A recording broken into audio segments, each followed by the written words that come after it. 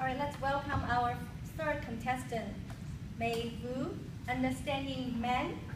Understanding Men, Mai Vu.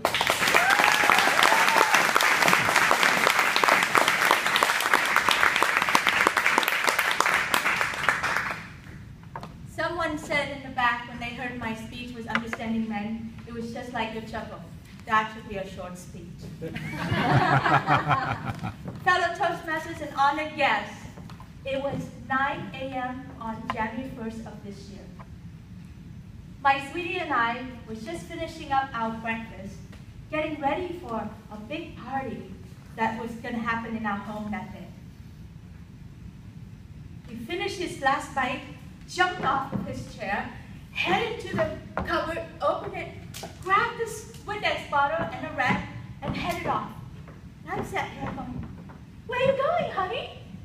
And he said, "I'm going to go outside and clean all the windows of our house. And then when I'm done, I'm going to come in and clean that spot."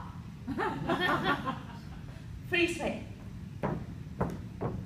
On the outside, I looked like curious and excited at what he's doing, but on the inside, I was like, what spot? And why? And we have a list of all the things to do. How? It's not even on the list. And then I was thrown back, back 13 years. Different kitchen, different house, different city, different man, different party. July 4th, we were expecting 20 people, and my husband then wanted to go outside and clean all the windows of the house. What's with the window obsession, man? And then he wanted to pick up all the trimming, the yard trimmings that's been sitting there for 6 months. No one was going to see him. That's when the irony of all ironies occurred to me. You see, this is what I do for a living. Miss Fancy Pants here is actually a world-class international coach flying around from California to Sweden to help divorced moms out there looking for men and helping them create the love of their life. And in that moment, in that kitchen, I didn't want to understand men. I didn't want to have anything to do with him. I just wanted to rip his head off and bite it off and throw it out and go, "Get out of my face." I have this fantasy that one day, when I'm old enough, I can just be like the character M in James Bond. Do you know her? She's like your mom, you know, the General M. And when Bond is misbehaving or fail at his assignment, she would say, "You failed. Don't show your face up here again.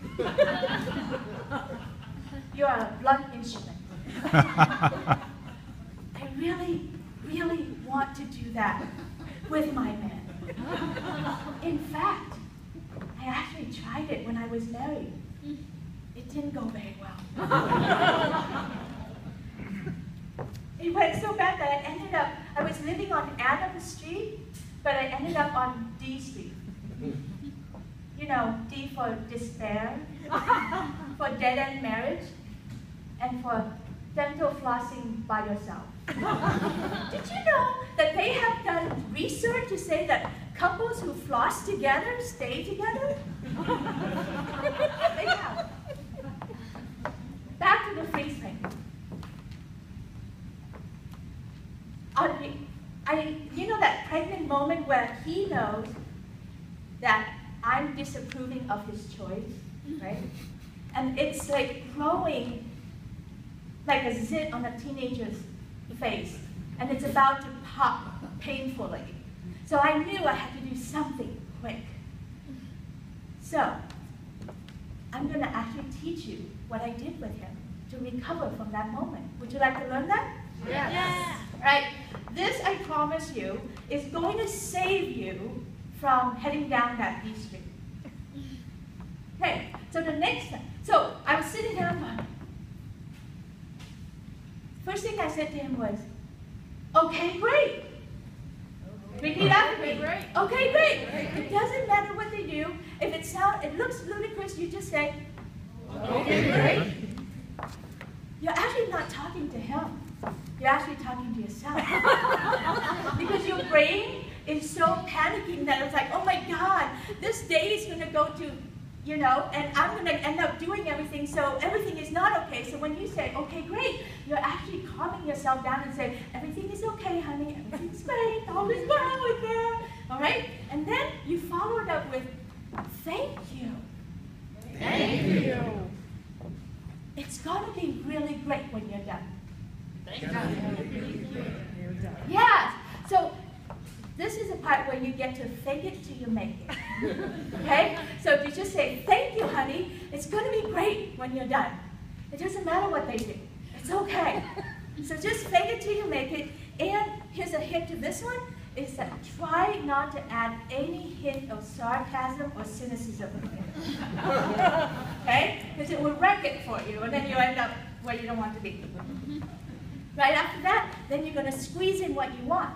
And when you're done with that, will you also please take out the trash and do the dishes? You know, just like Toastmasters evaluation sandwich, you sandwich this in. Okay? So the point of this is this. You can be a man-eater or a man-lover.